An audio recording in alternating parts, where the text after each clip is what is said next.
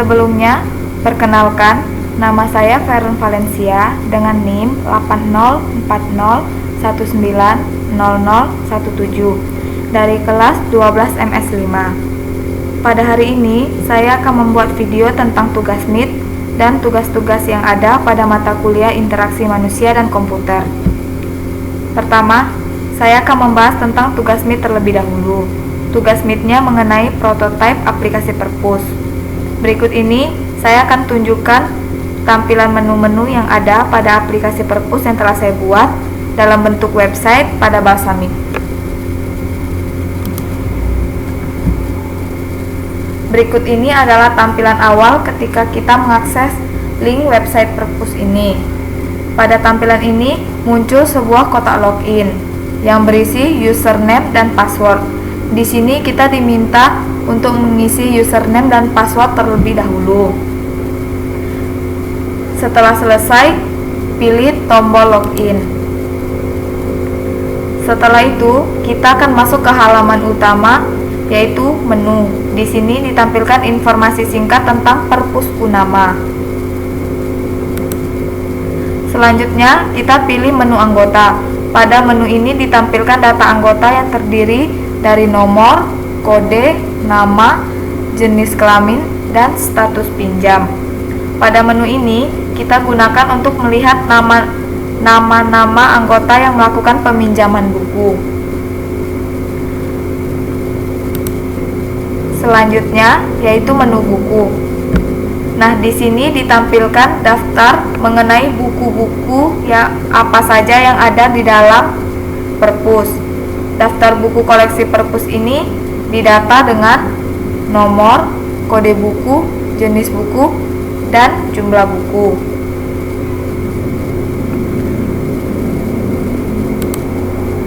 Selanjutnya yaitu menu peminjaman. Dalam data peminjaman buku terdapat data transaksi, data siswa, dan input buku. Data transaksi terdiri dari nomor peminjaman, tanggal peminjaman, dan tanggal pengembalian. Lalu data siswa terdiri dari kode siswa, nama siswa, dan input buku terdiri dari kode buku dan jenis buku. Jadi, menu peminjaman ini digunakan untuk menginput data mengenai anggota yang meminjam dan buku yang dipinjam. Dan setelah selesai diinput, pilih simpan. Dan otomatis akan diproses ke menu laporan dan tampilan pada menu peminjaman ini akan kosong. Selanjutnya yaitu menu pengembalian. Dalam menu pengembalian buku terdapat data transaksi yang terdiri dari nomor peminjaman, tanggal peminjaman, dan tanggal pengembalian. Dan terdapat denda yang terdiri dari nominal denda dan lama keterlambatan. Jadi, menu pengembalian ini digunakan untuk menginput data anggota yang melakukan pengembalian buku. Dan setelah selesai diinput, pilih simpan dan otomatis akan diproses ke menu laporan dan tampilan pada menu ini akan kosong. Selanjutnya, menu laporan pinjaman. Di sini ditampilkan laporan data peminjaman buku yang diinput sebelumnya pada menu peminjaman. Laporan ini disusun dengan nomor pinjam, tanggal pinjam, tanggal kembali, nama, dan kode buku. Kemudian laporan ini juga dapat digunakan untuk melakukan filter data berdasarkan bulan dan tahun peminjaman dengan cara pilih bulan lalu tahun, kemudian pilih tampilkan. Lalu laporan akan menampilkan peminjaman yang terjadi pada bulan yang dipilih tersebut. Lalu, jika ingin mencetak laporan, dapat memilih tulisan cetak ini.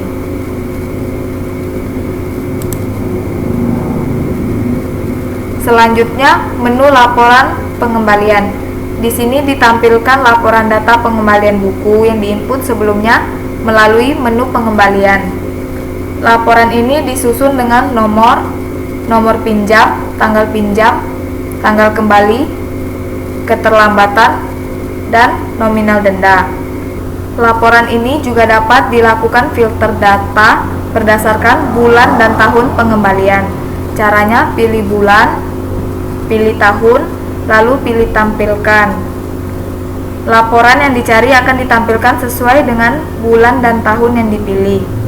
Laporan ini juga bisa dicetak dengan memilih tulisan cetak ini. Terakhir, menu logout. Setelah kita pilih, kita akan diarahkan ke menu paling awal, yaitu menu login. Jadi, menu ini digunakan untuk keluar dari program. Selanjutnya, saya akan membahas tugas pertama tentang prototipe website Unama. Berikut ini tampilan awal mengakses link website Unama. Ini adalah tampilan awal saat kita mengakses website Unama. Pada tampilan ini terdapat 3 pilihan login, yaitu mahasiswa, dosen, dan kaprodi. Di sini saya membuat tampilan menu login untuk mahasiswa. Saat kita klik akan muncul kotak login mahasiswa yang berisi NIM dan password. Setelah selesai, kita pilih login. Lalu kita akan diarahkan ke menu utama atau dashboard. Pada menu ini berisi informasi akademik terbaru dan jumlah SKS yang harus diselesaikan. Lalu pada menu profil terdapat informasi tentang data dosen pembimbing akademik yang terdiri atas nama, nik, email, WhatsApp, Facebook, dan Instagram. Dan data diri mahasiswa yang terdiri atas nama, NIM, email, agama, angkatan atau kurikulum, jurusan, status kuliah, dan status diterima. Pada menu KRS atau Kartu Rencana Studi, terdapat informasi tentang jadwal kuliah yang terdiri dari kelas, kode mata kuliah, SKS, status baru atau ulang, nama mata kuliah, dosen, jadwal, dan kode kelas online. Kita pun dapat mendownload file KRS dengan cara pilih download KRS. Dan kita pun bisa menghubungi dosen PA terkait mata kuliah yang kita kontrak dengan cara pilih hubungi PA. Pada menu KHS atau kartu hasil studi, kita dapat melihat informasi nilai yang diperoleh setiap semester. Pada menu transkrip, tidak jauh beda dengan menu KHS. Perbedaannya adalah transkrip menampilkan informasi nilai secara keseluruhan tiap semesternya dalam satu halaman penuh, layaknya laporan. Menu kontrak kuliah. Setelah kita klik, akan muncul beberapa menu lagi, yaitu kontrak mata kuliah wajib, kontrak mata kuliah pilihan, kerja praktek, kontrak skripsi, dan kontrak kursus. Menu ini lebih tepat digunakan pada saat kita ingin melakukan kontrak mata kuliah, kerja praktek, skripsi, dan kursus.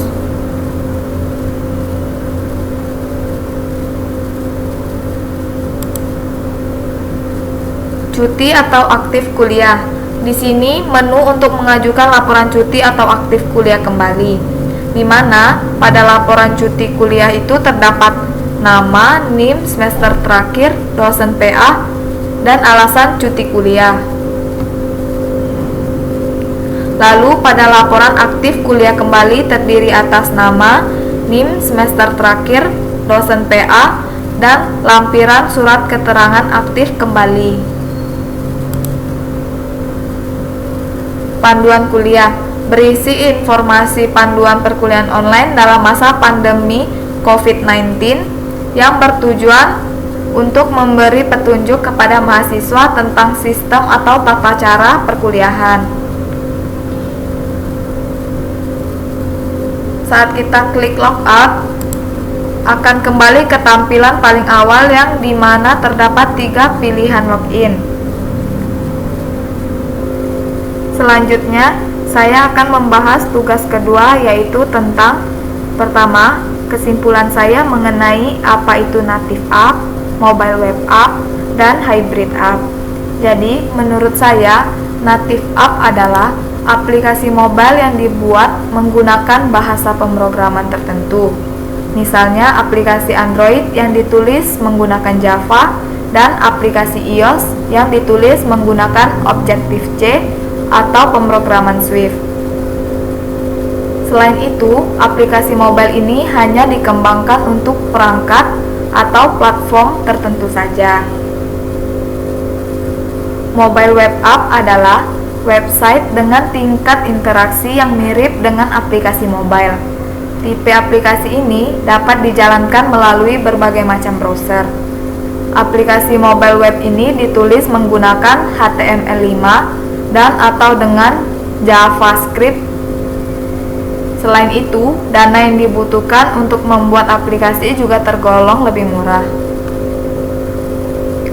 Hybrid app adalah aplikasi mobile yang dibuat menggunakan bahasa pemrograman web dengan bantuan SDK natif dari platform Android, iOS, dan lainnya. Jenis aplikasi mobile ini dapat dijalankan di berbagai platform atau perangkat. Aplikasi mobile ini juga merupakan gabungan dari native app dan mobile web app.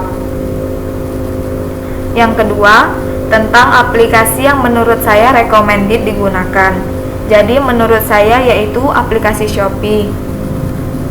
Alasannya karena aplikasi ini memudahkan dalam berbelanja, sehingga tidak perlu ribet-ribet pergi ke pasar yang misalnya jauh dari lokasi tempat tinggal. Selain itu, aplikasi ini juga memudahkan dalam melakukan pemesanan, pembayaran, sampai dengan proses pengiriman barang. Lalu juga terdapat fitur berupa promo-promo atau diskon, bahkan gratis ongkir. Cara pembayaran dengan aplikasi ini juga tergolong mudah, di mana bisa dilakukan melalui kartu kredit, transfer bank, Indomaret, Alfamart, ShopeePay, ShopeePay Later, OneClick, Kredivo, cicilan kartu kredit, hingga COD atau cash on delivery. Dan juga termasuk aplikasi yang tergolong aman terutama bagi pemula baru yang akan memulai berbelanja online. Dikarenakan sudah ada fitur COD atau cash on delivery.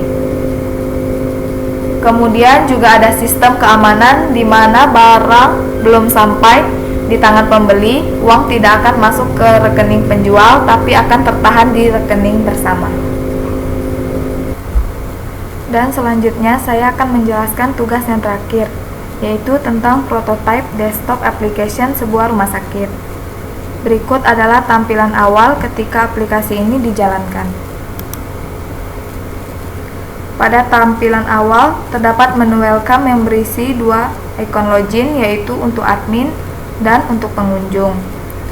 Dan juga terdapat tombol exit, yaitu untuk keluar dari application desktop.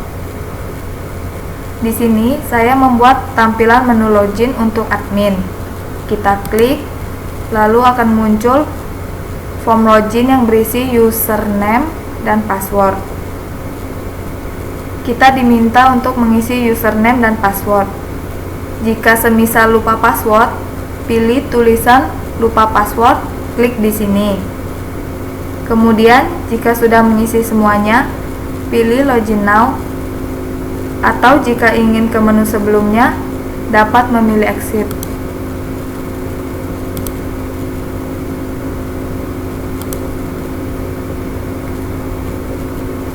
Lalu setelah memilih login now, kita akan diarahkan ke menu kios informasi. Di sini ditampilkan menu-menu seperti file, jadwal dokter, dana lokasi, harga biaya rawat inap, about us, dan help. Lalu kita pilih menu yang file dokter. Lalu kita akan masuk ke menu data-data dokter. Di sini terdapat tombol refresh, back, Adapun tabel yang berisi nomor, spesialis, dan nama dokter. Selain itu, kita juga dapat melakukan cari data, semisalnya pilihan data kita itu jantung. Lalu untuk mencarinya, kita dapat ketik huruf A, maka pada tabel akan muncul sesuai dengan apa yang kita cari seperti pada tabel ini. Kemudian di sini juga ada ikon tambah data, edit data, dan hapus data. Pertama kita coba yang hapus data. Caranya kita pilih data yang mau dihapus, lalu kita klik ikon hapus data ini. Dan akan muncul pesan pemberitahuan tentang apakah benar data tersebut ingin dihapus. Jika iya, pilih yes, jika tidak pilih no.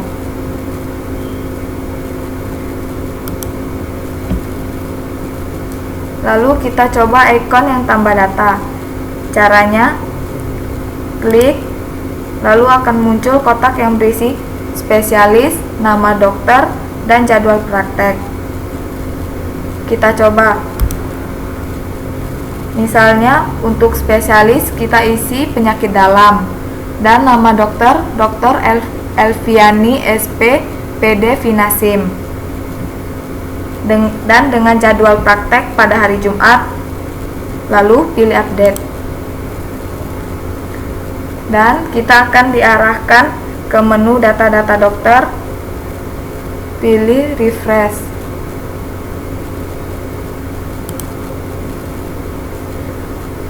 Pilih refresh untuk memunculkan data dokter yang kita input sebelumnya. Inilah hasil Meet dan tugas-tugas yang saya buat. Sekian dan terima kasih.